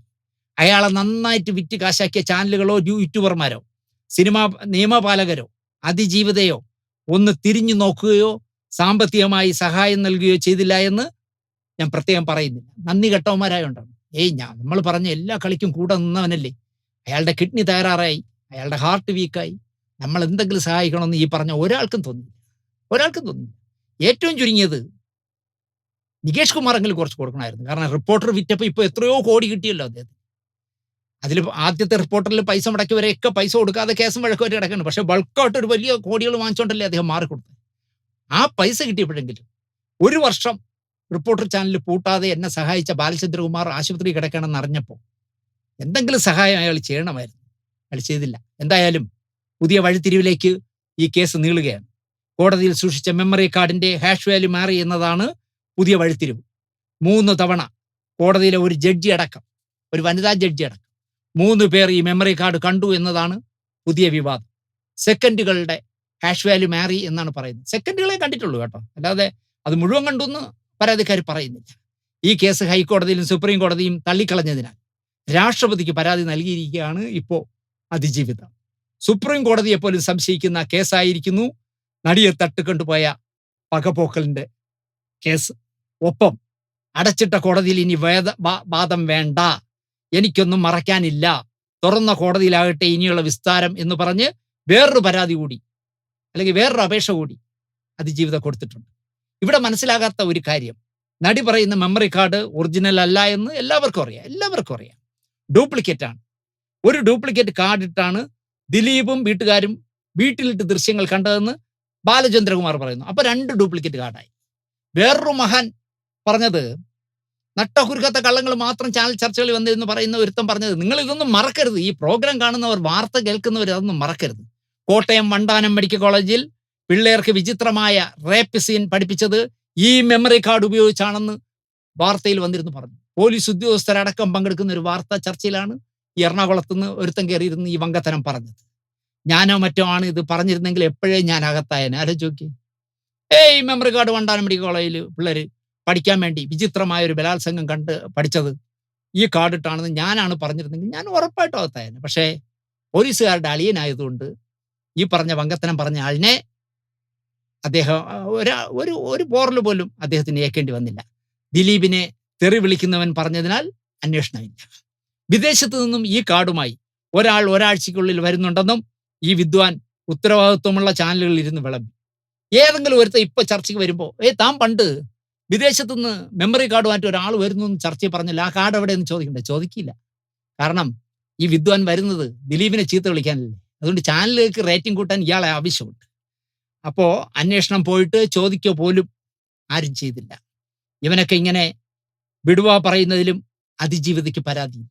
ഇങ്ങനെ ഇഷ്ടംപോലെ കാർഡ് ഇറങ്ങിയിട്ടുണ്ട്. ഒരു കാർഡ് വണ്ടാനം മെഡിക്കൽ കോളേജിലുണ്ട്, ഒരാൾ ലണ്ടനിൽ നിന്ന് കൊണ്ടുവരാൻ പോകണം എന്നൊക്കെ പറയുമ്പോഴും അതിലും അതിജീവിതയ്ക്ക് പരാതിയൊന്നുമില്ല. ഒറിജിനൽ മെമ്മറി കാർഡോ അത് ചിത്രീകരിച്ച ഡിവൈസോ വർഷങ്ങളിട്ടായിട്ടും അന്വേഷിച്ചിട്ട് കണ്ടെത്തിയിട്ടുമില്ല, കണ്ടെത്താത്തതിൽ പരാതിയുമില്ല. അത് കണ്ടുപിടിക്കാൻ അന്വേഷണ ഉദ്യോഗസ്ഥർക്കോ അതിജീവിതയ്ക്കോ താല്പര്യവുമില്ല. ഇപ്പോഴിതാ ഈ കേസിൽ ദിലീപിന് പങ്കില്ല എന്ന് പറഞ്ഞ മുൻ DGP ആർ ശ്രീലേഖയ്ക്കെതിരെ കോടതിയലക്ഷ്യ ഹർജി കൊടുത്തിരിക്കുകയാണ് അതിജീവിതം. ഈ മെമ്മറി കാർഡൊന്നും വേണ്ട, പക്ഷേ എൻ്റെ അനുഭവത്തിൽ നിന്ന് എന്ന് പറഞ്ഞ് DGP ആയിരുന്ന ശ്രീലേഖ മാഡം പറഞ്ഞുവെങ്കിൽ അവരെ പേരിൽ കോടതിയലക്ഷ്യ കേസ് കൊടുത്തിരിക്കുക. കേസിന്റെ തുടക്കകാലത്ത് അന്നത്തെ DGP ആയിരുന്ന TP സെൻകുമാർ, നിങ്ങൾ ശ്രദ്ധിച്ച് കേൾക്കണം, ഈ കേസ് തുടങ്ങുമ്പോൾ അന്നത്തെ കേരളത്തിലെ DGP TP സെൻകുമാർ സാറാണ്. അദ്ദേഹം പറഞ്ഞത്, ഈ കേസിനെ പറ്റി ചിലത് അദ്ദേഹം പറഞ്ഞത് ഇന്റർവ്യൂ എടുക്കാൻ പോയ പത്രക്കാരന്റെ ടേപ്പ് റെക്കോർഡർ ഓണായിരിക്കുകയായിരുന്നു. അങ്ങനെയാണ് അത് പുറത്തു വന്നത്. സെൻകുമാർ സാറിന് ഒരു പത്രപ്രവർത്തകൻ ഇന്റർവ്യൂ ചെയ്യാൻ പോയി. ടേപ്പ് റെക്കോർഡൊക്കെ ഓൺ ചെയ്ത് ഇന്റർവ്യൂ തുടങ്ങുമ്പോൾ ഒരു ഫോൺ വന്നു.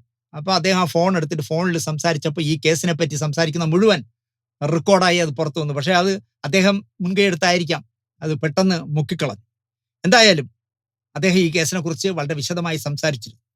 ശ്രീലേഖ സ്ത്രീ ആയതുകൊണ്ടാണോ കേസെടുത്തതെന്ന് എനിക്കറിയില്ല. പക്ഷെ സെൻകുമാറിന്റെ പേരിൽ ആരും കേസ് കൊടുത്തില്ല. ദിലീപിനെതിരെ കോടതിയിൽ തെളിവില്ല എന്ന് പറഞ്ഞതിനേക്കാണ് കേസ്.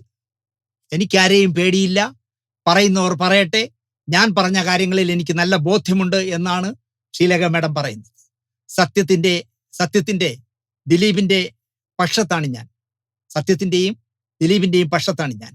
അയാൾ ഇതിൽ ഉൾപ്പെട്ടിട്ടില്ല എന്ന ബോധ്യം എനിക്ക് ആ സമയത്ത് തന്നെ വന്നിരുന്നു. ഇത് കണ്ട ഇതിന് താഴെ ഒന്നെടുത്ത് എഴുതും, ഈ സ്ത്രീക്ക് അത് അറിഞ്ഞതിൻ്റെ അന്ന് നടപടി എടുത്തുകൂടെ എന്ന് ചോദിക്കുക. അവർ ലോ ആൻഡ് ഓർഡറിന്റെ ADGP അല്ലല്ലോ അന്ന്. അവരുടെ വകുപ്പല്ലാതെ വേറൊരാളിന്റെ വകുപ്പിൽ കയറി കൈകാര്യം ചെയ്യാൻ പറ്റും. ഇത് അറിഞ്ഞുകൂടാത്ത മണ്ടന്മാർ ഇതിന്റെ താഴെ ഒന്ന് എഴുതും, ഈ വാചകം അടിക്കുന്ന ശ്രീലേഖയ്ക്ക് അന്ന് നടപടി എടുത്തുകൂടായിരുന്നു എന്ന് ചോദിക്കുക. അന്ന് നടപടി എടുക്കാൻ ഒക്കില്ല, പോലീസിന്റെ കാര്യങ്ങൾ അറിഞ്ഞില്ലാത്തതുകൊണ്ടാണ്. അന്ന് അവർ വേറെ ഏതൊരു ഡിപ്പാർട്ട്മെന്റിലാണ്, ജയിൽ DGP എന്തോ, ജയിൽ ADGPക്കോ DGPക്കോ ഈ കേസ് ക്രൈമിന്റെ അല്ലെങ്കിൽ ഈ പറയുന്ന കേസിലേക്ക് ഇടപെടാൻ പറ്റില്ല. എന്തായാലും അവർ പറയുന്നു, സത്യത്തിന്റെയും ദിലീപിന്റെയും പക്ഷത്താണ് ഞാൻ. അയാൾ ഇതിൽ ഉൾപ്പെട്ടിട്ടില്ല എന്നുള്ള ബോധ്യം എനിക്ക് ആ സമയത്ത് തന്നെ വന്നിരുന്നു. ഈ കേസിൽ ദിലീപ് നിരപരാധിയാണ്, ഉത്തമ ബോധ്യം എനിക്കതിലുണ്ട്. ഞാൻ നേരിട്ട് അന്വേഷിച്ചതും ചോദിച്ചു മനസ്സിലാക്കിയതും കണ്ടെത്തിയ വസ്തുതകളും അതാണ്. അതൊക്കെ ഏതെങ്കിലും അവസരത്തിൽ പറയണമല്ലോ, അതുകൊണ്ടാണ് ഇപ്പൊ പറഞ്ഞത്. ഈ കേസ് തീരാൻ പോകുന്നില്ല. കാരണം ഈ കേസ് തീർന്നാൽ ചീട്ട് കൊട്ടാരം പോലെ ഈ കേസ് പൊളിയും. അതുകൊണ്ടാണ് ഞാനിപ്പോൾ ഇത് തുറന്ന് പറഞ്ഞത്. ഒരു DIG തന്നെ ശ്രീലേഖ മാഡത്തോട് പറഞ്ഞത്രേ, ഈ കേസിൽ ദിലീപിനെതിരെ നമ്മൾ തെളിവുകൾ ഉണ്ടാക്കിയതാണ്. ഒരു DGP തന്നെ, DIG തന്നെ, DGP അല്ല DIG, അവരോട് നേരിട്ട് പറഞ്ഞു, മാഡം ഈ കേസേ നമ്മൾ ദിലീപിന് വേണ്ടി ഒന്ന് ഫ്രെയിം വർക്ക് ചെയ്ത് ഉണ്ടാക്കിയതാണ് എന്ന് പറഞ്ഞു എന്നാണ് പറയുന്നത്. അവിശ്വസനീയമായാണ് ഞാനത് കേട്ടിരുന്നത് എന്നവർ പറയുന്നു. അങ്ങനെ കേട്ടിരുന്നപ്പോൾ അവരത് മുഖ്യമന്ത്രി ഉൾപ്പെടെ ഉള്ളവരോട് നേരിട്ട് ഈ കാര്യം ബോധ്യപ്പെടുത്തി. പിണറായി വിജയൻ ബ്രീഫ് ചെയ്ത് കൊടുത്തു എന്നാണ് അവർ പറയുന്നത്. അല്ലെങ്കിൽ കള്ളമാണെന്ന് മുഖ്യമന്ത്രി പറയട്ടെ. ഈ കേസുമായി ബന്ധപ്പെട്ട് ദിലീപിനെ കുരുക്കാവുന്ന ഒരു തെളിവും കിട്ടിയിട്ടില്ല സാർ എന്ന് മുഖ്യമന്ത്രിയോട് തുറന്ന് ഞാൻ പറഞ്ഞു എന്ന് അവർ പറയുന്നു. അഥവാ ശ്രീലേഖ പറയുന്നത് തെറ്റാണെങ്കിൽ മുഖ്യമന്ത്രി വാ തുറക്കണ്ടേ? അയ്യോ, അങ്ങനെ ശ്രീലേഖ എന്നോട് പറഞ്ഞില്ലല്ലോ എന്ന് പറയണ്ടേ? പക്ഷെ മുഖ്യമന്ത്രി ഇതുവരെയും വേണ്ടിയിട്ടില്ല. ഞാൻ പറയുന്നത് ശരിയാണെന്ന് അവർക്കും അറിയാം, മുഖ്യമന്ത്രിക്കും അറിയാം. പക്ഷേ അവർ അത് അംഗീകരിക്കാൻ തയ്യാറായിരുന്നില്ല. ഈ കേസിൽ ദിലീപ് ശിക്ഷിക്കപ്പെടുകയില്ല എന്ന് ശ്രീലേഖ ഉറച്ചു വിശ്വസിക്കുന്നു. 2017 ഫെബ്രുവരിയിലാണ് കേസ് നടക്കുന്നത്. 2018 മാർച്ചിൽ വിചാരണ തുടങ്ങി. 6 വർഷമായിട്ടും ഈ കേസ് തീരുന്നില്ല. അപ്പോ ആരൊക്കെയോ ശ്രീലേഖ മാഡത്തിന്റെ യൂട്യൂബിന്റെ താഴെ ഒന്ന് എഴുതിയിരിക്കുന്നു, സർവീസിലിരുന്നപ്പോൾ ഒരു ഗുണവുമില്ലാത്ത, ഒരു ജോലിയും ചെയ്യാത്ത സ്ത്രീയാണ് അവരെന്ന്. അതുകൊണ്ട് അവരുടെ ഒരു ചെറിയ ബ്രീഫ് പറഞ്ഞ് ഈ പ്രോഗ്രാം അവസാനിപ്പിക്കാം. RSSന്റെ ഗുണ്ടാ സംഘം 4 ലക്ഷം രൂപ വാങ്ങിയിട്ട് ശ്രീലേഖയുടെ ഭർത്താവിനെ ബസ്സിലിട്ട് വെട്ടിക്കൊല്ലാൻ പ്ലാൻ ചെയ്യുന്നു. 4 ലക്ഷം രൂപ വാങ്ങിച്ചിട്ട് ഭർത്താവിനും വീട്ടുകാർക്കും BJP ബന്ധം ഉണ്ടെന്നറിഞ്ഞതുകൊണ്ട് അവർ പിന്മാറി. ഇവരൊരു മധ്യരാജാവിന്റെ ഒരു കേസ് പിടിച്ചതിന്റെ പകരം തീർക്കാൻ തീരുമാനിച്ചതാണ്. പത്തനംതിട്ടയിൽ നിന്ന് ആലപ്പുഴയിലേക്ക് ബസ്സിൽ പതിവായി യാത്ര ചെയ്യും ശ്രീലേഖയുടെ ഭർത്താവ് എന്നറിഞ്ഞപ്പോൾ ബസ്സിലിട്ട് വെട്ടിക്കൊല്ലാൻ 4 ലക്ഷം രൂപ വാങ്ങിച്ചു ഗുണ്ടാ സംഘം. RSSന്റെ എന്ന് അവർ പച്ചയ്ക്ക് പറഞ്ഞിരിക്കുന്നു.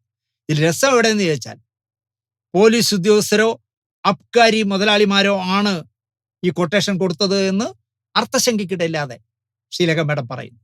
കൊട്ടേഷൻ എടുത്ത സംഘം തന്നെ ശ്രീലേഖയ്ക്ക് അത് പറഞ്ഞു കൊടുത്തു. മാഡം, ഞങ്ങൾ 4 ലക്ഷം രൂപ വാങ്ങിച്ചിട്ടേ നിങ്ങളുടെ ഭർത്താവിനെ വെട്ടാനിരുന്നതാണ്, തട്ടിക്കളയാൻ തീരുമാനിച്ചത്. പക്ഷേ അതൊരു കൊട്ടേഷൻ ആയിരുന്നു. പക്ഷെ ഞങ്ങൾ കൂടുതൽ അന്വേഷിച്ചപ്പോഴാണ് അറിയുന്നത് നിങ്ങളുടെ ഭർത്താവ് ഒരു BJP കാരനാണ്, അല്ലെങ്കിൽ BJPയുടെ അനുഭാവിയാണ് അദ്ദേഹവും അദ്ദേഹത്തിന്റെ ഫാമിലിയും. അതുകൊണ്ട് ഞങ്ങൾ അതിൽ നിന്ന് പിന്മാറി. പക്ഷെ ഒരു കാര്യം മേഡത്തോട് ഞങ്ങൾ പറയാം, സാറിനോട് സൂക്ഷിക്കാൻ പറയണം. ഞങ്ങൾ ചെയ്യാതെ പിന്മാറിയതിനാൽ വേറെ ആർക്കെങ്കിലും കൊട്ടേഷൻ കൊടുക്കാൻ അവർ തീരുമാനിക്കുമെന്നും ഈ സംഘം ശ്രീലേഖയോട് പറഞ്ഞു എന്നാണ് അവർ പറയുന്നത്. 1997 വ്യാജചാരായ വേട്ടയാണ് ശത്രുക്കളെ ഉണ്ടാക്കിയത്. നിരവധി ഉദ്യോഗസ്ഥർ, പോലീസ് ഉദ്യോഗസ്ഥർ മാസപ്പടി മധ്യരാജാവിന്റെ കയ്യിൽ നിന്നും വാങ്ങിയിരുന്നു എന്ന് സർക്കാരിന് റിപ്പോർട്ട് കൊടുത്തതിലാണ് മധ്യരാജാവിന് ശ്രീലേഖ മേഡത്തോട് ദേഷ്യം വരാൻ കാരണം. 11 പോലീസ് ഉദ്യോഗസ്ഥർക്കെതിരെ നടപടി ശുപാർശ ചെയ്തു ആര്? ശ്രീലേഖ. സർവീസ് റിവോൾവർ ചൂണ്ടി ചുട്ടുകളയുമെന്ന് ഒരു പോലീസ് ഉദ്യോഗസ്ഥൻ തന്നെ, അവരുടെ കീഴിലുള്ള ഒരു പോലീസ് ഉദ്യോഗസ്ഥൻ തന്നെ അവരെ ഭീഷണിപ്പെടുത്തി എന്ന് പറയുമ്പോൾ കേരളത്തിലെ പോലീസിൽ എത്ര മാന്യന്മാരുണ്ടെന്ന് നിങ്ങൾ ആലോചിച്ച് നോക്കി. ഒരു ADGP ആയിരിക്കുന്ന ADGPയോ IG അങ്ങനെ എന്തോ പോസ്റ്റിൽ അവരിയ്ക്കുമ്പോൾ സർവീസിന്റെ റിവോൾവർ ചൂണ്ടിയിട്ട് പറഞ്ഞു നിന്നെ ചുട്ടുകളയും എന്ന് ഒരു സഹപ്രവർത്തകൻ പറഞ്ഞു എന്നാണ് അവർ പറയുന്നത്. ശ്രീലേഖ കെട്ടുകണക്കിന് കഞ്ചാവ് വീട്ടിൽ സൂക്ഷിക്കുന്നുവെന്ന് നാർക്കോട്ടിക് കൺട്രോൾ ബ്യൂറോയിലെ ഒരു ഉദ്യോഗസ്ഥൻ അവരെ തന്നെ വിളിച്ചു പറഞ്ഞു, ഞങ്ങൾക്ക് ഇങ്ങനെ ഒരു പരാതി വന്നിട്ടുണ്ട് മാഡം, നിങ്ങളുടെ വീട്ടിൽ കെട്ടുകണക്കിന് കഞ്ചാവ് സൂക്ഷിച്ചിരിക്കുന്നു, അതുകൊണ്ട് നിങ്ങളെ വീട് റെയ്ഡ് ചെയ്യണം എന്നാണ് പറയുന്നത്, മാഡം സൂക്ഷിക്കണം എന്ന് നാർക്കോട്ടിക് കൺട്രോൾ ബോർഡിൽ നിന്ന് അവിടെ ജോലിയുള്ള ഒരാൾ മാഡത്തെ വിളിച്ചു പറഞ്ഞു. അതുപോലെ തന്നെ എൻഫോഴ്സ്മെന്റിൽ ശ്രീലേഖ വീട്ടിൽ സ്വർണ്ണക്കട്ടികൾ സൂക്ഷിച്ചിരിക്കുന്നു എന്ന് പരാതി കൊടുത്തു. എല്ലാം ഈ പോലീസുകാരെ, താഴേക്കിടയിലുള്ള പോലീസുകാരായിട്ട് ഉടക്കിയാൽ അവർ ചെയ്യുന്ന പരിപാടികളാണ് ശ്രീലേഖ മേഡം പറയുന്നത്. എൻഫോഴ്സ്മെന്റിൽ ശ്രീലേഖയുടെ വീട്ടിൽ സ്വർണ്ണക്കട്ടികൾ സൂക്ഷിച്ചിരിക്കുന്നു എന്ന് പരാതി കൊടുത്തു. നിവൃത്തിയില്ലാതെ അവസാനം അവർ ചെയ്തത്, ജീവന് പേടിയുണ്ട് എന്ന് കണ്ടപ്പോൾ സർവീസ് റിവോൾവറിൽ ഗുണ്ടെല്ലാം നിറച്ചു വെച്ച് തലയണയ്ക്കടിയിൽ വെച്ചാണെന്ന് അവർ ഉറങ്ങിയത്. കാരണം രാത്രി ഏതെങ്കിലും അറ്റാക്ക് ഉണ്ടായാൽ അവനെ തീർക്കണം, വെടിവെച്ച് തള്ളിയിടണം എന്ന് വിചാരിച്ചിട്ട്, അല്ലെങ്കിൽ സ്വസ്ഥതയോടെ ഉറങ്ങാനൊരു ധൈര്യത്തിന് സർവീസ് റിവോൾവർ ലോഡ് ചെയ്ത് വെച്ച ശേഷമാണ് ഞാൻ ഒരുപാട് കാലം ഉറങ്ങിയതെന്ന് അവർ പറയും. അങ്ങനെ ശത്രുപക്ഷത്ത് ഒരുപാട് പേരെ നിലനിർത്തിയ സത്യസന്ധയായ പോലീസ് ഓഫീസറായിരുന്നു ശ്രീലേഖ.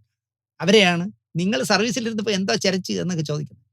ആ സ്ത്രീയാണ് പറയുന്നത്.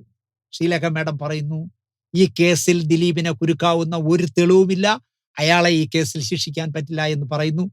എന്തായാലും ഞാനിത് ഇനി എൻ്റെ പേരിലൊന്നും കൊണ്ടൊന്ന് കോടതി അലക്ഷ്യ കേസൊന്നും കൊടുത്തുള്ളായിരുന്നു. ഞാൻ ഈ കണ്ട കാര്യങ്ങൾ പറഞ്ഞു എന്നേ ഉള്ളൂ. എനിക്ക് വേണ്ടപ്പെട്ട എൻ്റെ സിനിമയിലെ നായികയായിരുന്ന കുട്ടിയാണ് അതിജീവിത എന്നുള്ളത് കൊണ്ട് എന്നെ ശത്രുപക്ഷത്ത് നിർത്തില്ല എന്നാണ് എൻ്റെ വിശ്വാസം.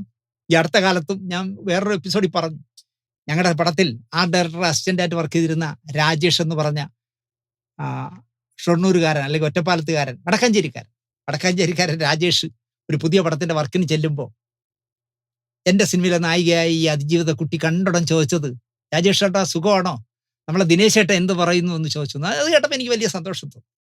എന്തായാലും ഞാനിപ്പോഴും വിശ്വസിക്കുന്നത് ആ കുട്ടിയെ പൾസറും സംഘവും ഉപദ്രവിച്ചു, അത് ചിത്രീകരിച്ചു, പൾസറാണെന്ന് ആ കുട്ടിക്ക് മനസ്സിലായി. പക്ഷേ അതിന്റെ 2ാം ഭാഗം ഇന്റർവെൽ തുടങ്ങുന്നത്, പൾസറേ ഈ കേസ് നീ എന്തായാലും ശിക്ഷിക്കപ്പെടാൻ സാധ്യതയുണ്ട്, നീ ദിലീപിന്റെ തലയിൽ വെച്ചു കൊടുത്താൽ നിനക്ക് വേണ്ടത് ഞങ്ങൾ ചെയ്യാമെന്ന് വേറെ ഏതോ ഒരു കൂട്ടർ അവനെ ബ്രെയിൻ വാഷ് ചെയ്തിടത്താണ് നിന്റെ ഇന്റർവെലിന് ശേഷമുള്ള കഥ തുടങ്ങുന്നതെന്ന് ഞാൻ വിശ്വസിക്കുന്നു.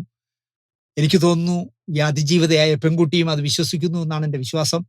അല്ലാതെ മുൻ ഭർത്താവിനെതിരെ കാലിളകി പ്രസ്താവന ഇറക്കിയ സഹപ്രവർത്തകയുടെ പേരും കേട്ടോണ്ട് അല്ലെങ്കിൽ അവരെ വാക്കും കേട്ടോണ്ട് ചാടി ഇറങ്ങിയത് തെറ്റാണെന്ന് ഇനിയെങ്കിലും എൻ്റെ പ്രിയപ്പെട്ട അനുജത്തിക്ക് തോന്നട്ടെ എന്ന് മാത്രം പറഞ്ഞുകൊണ്ട് ഷീലേഖ മാഡത്തിന് ഒരു നല്ല നമസ്കാരം പറഞ്ഞുകൊണ്ട് മരിച്ചുപോയ എൻ്റെ ഒരു കാലത്ത് നല്ല ഒരുപാട് ഞാൻ ലൈവിലൊക്കെ പങ്കെടുത്തിട്ട് ഇറങ്ങി വരുമ്പോൾ കരിക്കൻ ക്ഷേത്രത്തിൽ പോയി എന്തോ ഒരു വാതിലടയ്ക്കുന്ന പരിപാടിയുണ്ട് ദൈവത്തിന്. എന്തെങ്കിലും ഒരു കാര്യം നേർന്നിട്ട് വാതിലടച്ച് എത്ര രൂപ അടച്ചാൽ ആ കാര്യം നടന്നു കഴിയുമ്പോൾ പോയി വീണ്ടും പൈസ അടച്ചിട്ട് വാതിൽ തുറക്കണം. അങ്ങനെ എന്തോ കരിക്ക അമ്പലത്തിലുണ്ടെന്ന് പറയുന്നു. ദിലീപ് സാറ് കേസിൽപ്പെട്ടിരിക്കുന്ന ദിലീപ് സാറ് രക്ഷപ്പെടാനായി ഞാൻ പോയി വാതിലടച്ച് ചേട്ടാ, അതിന്റെ പ്രസാദമാണിത്. പാളയങ്ങളും കുറിയൊക്കെ ബാലേന്ദ്രകുമാർ അടിച്ചിരിക്കുന്നു. എന്നോട് എടുത്തോളാൻ പറഞ്ഞു, ഞാനും എടുത്തിട്ടു. ഇനി ദിലീപ് സാർ കേസിൽ നിന്ന് ജയിച്ചിട്ട് വന്നിട്ട് വേണം എനിക്ക് പോയി ആ വാതിൽ തുറക്കാനെന്ന് പറഞ്ഞു. പക്ഷെ ആ വാതിൽ തുറക്കുന്നതിന് മുമ്പേ ബാലചന്ദ്രകുമാർ പോയി. എന്നാലും ബാലചന്ദ്രകുമാറിന്റെ ആത്മാവിന് നിത്യശാന്തി നേർന്നുകൊണ്ട് ഞാൻ ഇന്നലെ സിന്ധുവിനോട് പറഞ്ഞു, ഞാൻ നല്ല സൗഹൃദമായിരുന്നെങ്കിൽ ഞാൻ ആ മരിച്ചു എന്ന് അറിഞ്ഞ അപ്പം തന്നെ ഞാൻ ശാന്തി കവാടത്തിൽ പോയാൻ. 2 പറക്കം പറ്റാത്ത 2 കുട്ടികളും ആ അമ്മയും അനാഥരായി. ഈ പറഞ്ഞ ദ്രോഹികൾ കൊണ്ടുകടന്ന ഒരു ദ്രോഹികളും 10 പൈസ കൊടുത്ത് സഹായിക്കില്ല എന്ന് എനിക്കറിയാം. ഞാൻ നല്ല ബന്ധമായിരുന്നെങ്കിൽ തീർച്ചയായിട്ടും എന്നെ കൊണ്ട് കഴിയുന്ന ആരെങ്കിലുമൊക്കെ കുറെ പേരെ പിടിച്ചെങ്കിലും കുറെ സഹായമൊക്കെ നൽകിയാൽ ആ കുട്ടികൾ അവർ വളരും. കാരണം എന്നെ പോലെ 3.5 വയസ്സിൽ അച്ഛൻ ഇല്ലാതായിപ്പോയ ആളല്ലല്ലോ. ഇത്തിരി തലയെടുത്തു, അവരങ്ങ് വളർന്നോളും. എന്നാലും എൻ്റെ ഒരു കാലത്തെ വിശ്വസനായ സുഹൃത്തായിരുന്ന, എന്നെ ഒരുപാട് ഇഷ്ടമായിരുന്ന, എനിക്ക് ജീവിക്കാൻ വേണ്ടി 10 ലക്ഷം രൂപ ദിലീപിന്റെ കയ്യിൽ നിന്ന് വാങ്ങിത്തരാമെന്ന് എന്നെ ഉപദേശിച്ച ബാലചന്ദ്രകുമാറിന്റെ ആത്മാവിനും നിത്യശാന്തി നേർന്നുകൊണ്ട് ദിലീപ് ഈ കേസിൽ വിജയശ്രീ ലാളിതനായി പുറത്തു വരട്ടെ. ആ ദിവസത്തിന് വേണ്ടി കാത്തിരിക്കാം. കാരണം എന്നെ എന്തെല്ലാം പറഞ്ഞു ആരല്ല. ഞാൻ ദിലീപിന്റെ ഉച്ചിഷ്ടം തിന്ന് നടക്കുന്നവനാണ്, ദിലീപിന്റെ നിന്ന് മാസപ്പടി വാങ്ങുന്നവനാണ്, ദിലീപിന്റെ ഡേറ്റും 50 ലക്ഷം രൂപയും വാങ്ങിന്ന് പല്ലിശ്ശേരി, എൻ്റെ ഏറ്റവും അടുത്ത സുഹൃത്തായ പല്ലിശ്ശേരി പറഞ്ഞു ഒരു ചർച്ചയിൽ, ഞാനും കൂടെ ഉള്ള ചർച്ചയിൽ പറഞ്ഞു, 50 ലക്ഷം രൂപയും ദിലീപിന്റെ ഡേറ്റ് വാങ്ങിച്ചിട്ടാണ് ഈ ദിനേശ് ഇരിക്കുന്നത്. അതൊന്നും ആ ഐറ്റൊന്നും എനിക്ക് വേദനയൊന്നും ഉണ്ടാക്കിയില്ല. കാരണം പല്ലിശ്ശേരിക്ക് അറിയാം 50 ലക്ഷം പോയിട്ട് 5 കോടി രൂപ വന്നാലും ദിലേശ് വാങ്ങിക്കില്ല എന്ന് പല്ലിശ്ശേരിക്ക് അറിയാം. പക്ഷെ എന്നെ തോപ്പിക്കാൻ, ഈ പണ്ടുള്ളൊരു പറയില്ലേ തൂറി തോപ്പിക്കാനും, അങ്ങനെ തോപ്പിക്കാൻ നോക്കിയതാണ് പല്ലിശ്ശേരി. അതൊക്കെ വിട്ടുപിടി പല്ലിശ്ശേരി എന്ന് പറഞ്ഞുകൊണ്ട് ഈ എപ്പിസോഡ് ഇവിടെ അവസാനിപ്പിക്കുന്നു. നന്ദി, നമസ്കാരം.